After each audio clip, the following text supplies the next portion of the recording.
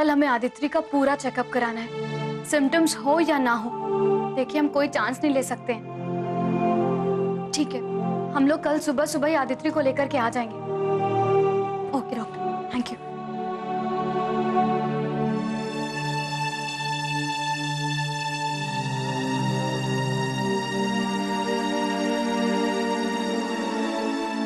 भगवान करे कि आदित्य के टेस्ट में कुछ भी ना निकले, जो विजेंद्र भैया को बताने की नौबत आ जाए। हमें समझ नहीं आ रहा कि मंजू भाभी माँ के नाम पर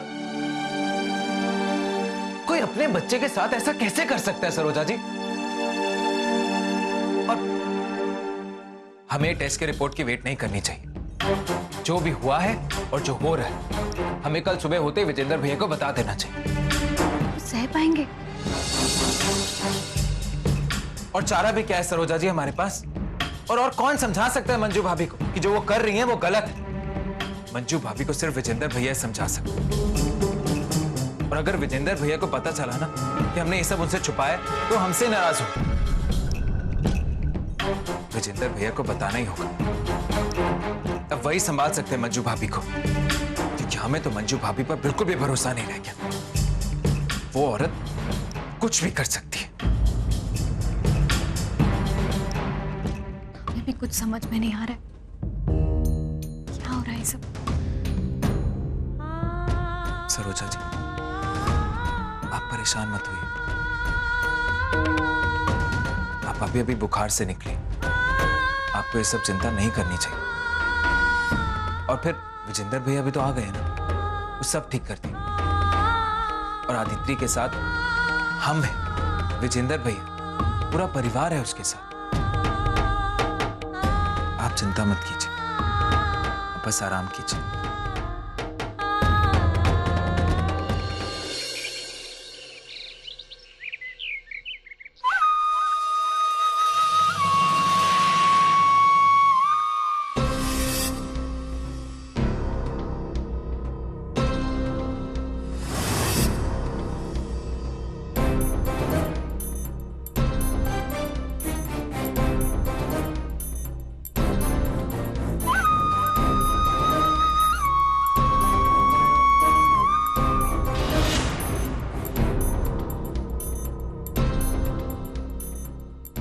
उतर गया ना तुम्हारा बुखार? अब हमारी बीमारी का भी इलाज हो ही जाएगा। जड़ से मिटा देंगे हम अपने सबसे बड़े रोग को, और हमें कोई रोक भी नहीं पाएगा।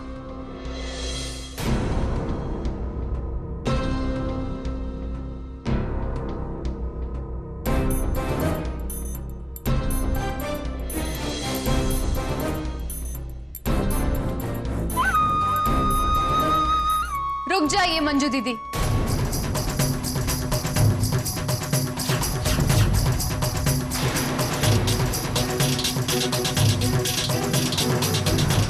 मंजू दीदी, हम भी आपके साथ चल रहे हैं।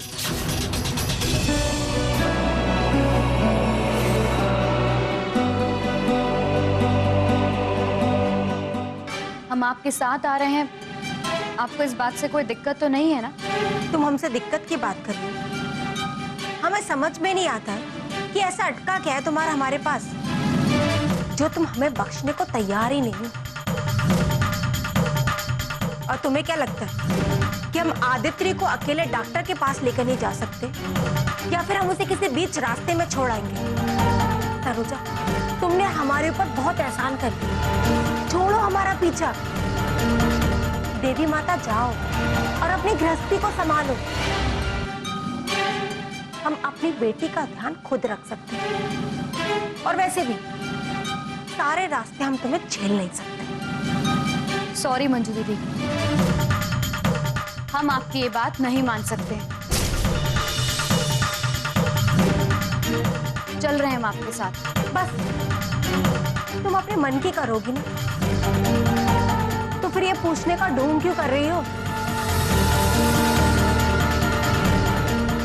मंजू दीदी, हम आपकी सारी शिकायतें सुनेंगे, लेकिन जब तक विजेंद्र भैया नहीं आ जाते, हम आपके साथ ही रहेंगे। खैर, ये सब बातें छोड़िए और चलिए, देर हो रही है। चलो फिर, एक तुम ही हो ना जिसे आदित्य की सबसे ज्यादा परवाह है, और आदित्य तुम्हारे पास ही सुरक्षित रहेगी। हमारे पास तो उसे चील कौए खा जाएंगे ना। चलिए।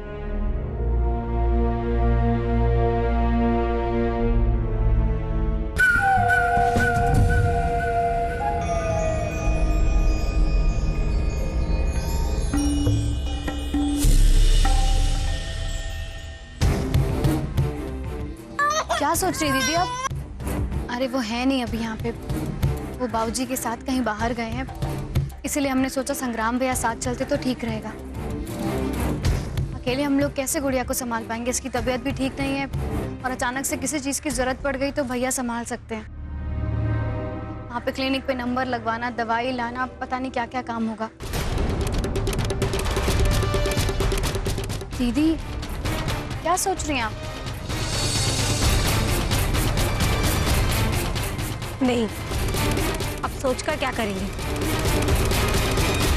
तुमने सही किया संग्राम भैया को यहाँ लाकर। आइए चलिए। अरे अभी आप लोग बैठ के लेट हो रहे हैं हम लोग।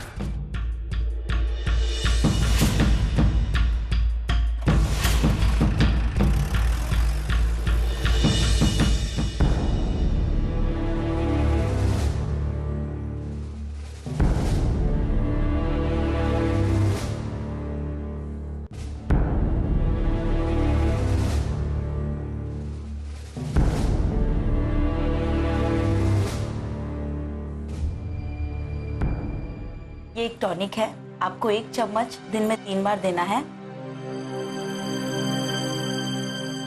वैसे 1 डोज में ही बुखार उतर जाएगा, लेकिन आपको कॉन्स्टेंटली देखना है कि बच्चे को फिर से ठंड ना लगे।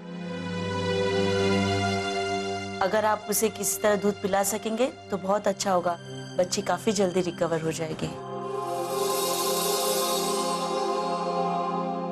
आप सुन रही हैं ना?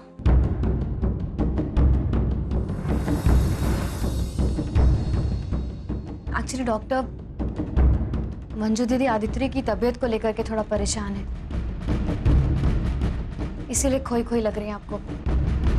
कोई बात नहीं, हमने प्रिस्क्रिप्शन सुन लिया है सारा, हम ध्यान रखेंगे।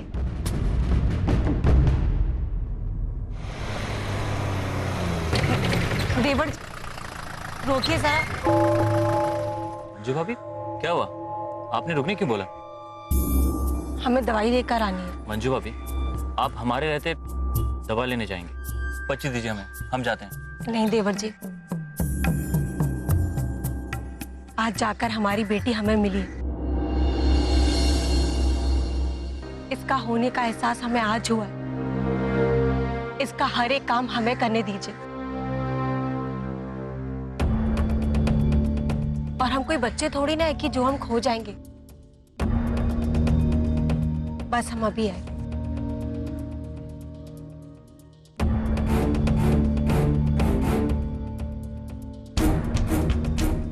आदित्य,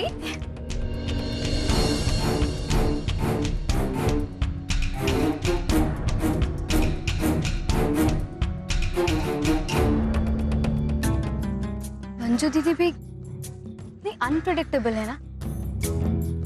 क्या? मतलब कि वो क्या सोच रही हैं, उनके मन में क्या चल रहा है, कुछ समझ में नहीं आता है। बस अच्छा ये लगता है कि वो आदित्य की फिक्र करती हैं। सरोजा, तुम भी ना बहुत सोचती हो। अरे मंजू भाभी आखिर माँ है, कब तक दूर रह पाती अपनी बेटी से, वो भी इतनी प्यारी बेटी से। धीरे धीरे सब कुछ ठीक हो जाएगा। हमारी मंजू भाभी पहले जैसी हो जाएंगी। जी भैया, आप बिल्कुल ठीक कह रहे हैं, चाहते तो हम भी यही हैं। है ना आदित्य? अभी आपकी मम्मी आ रही है थोड़ी देर में।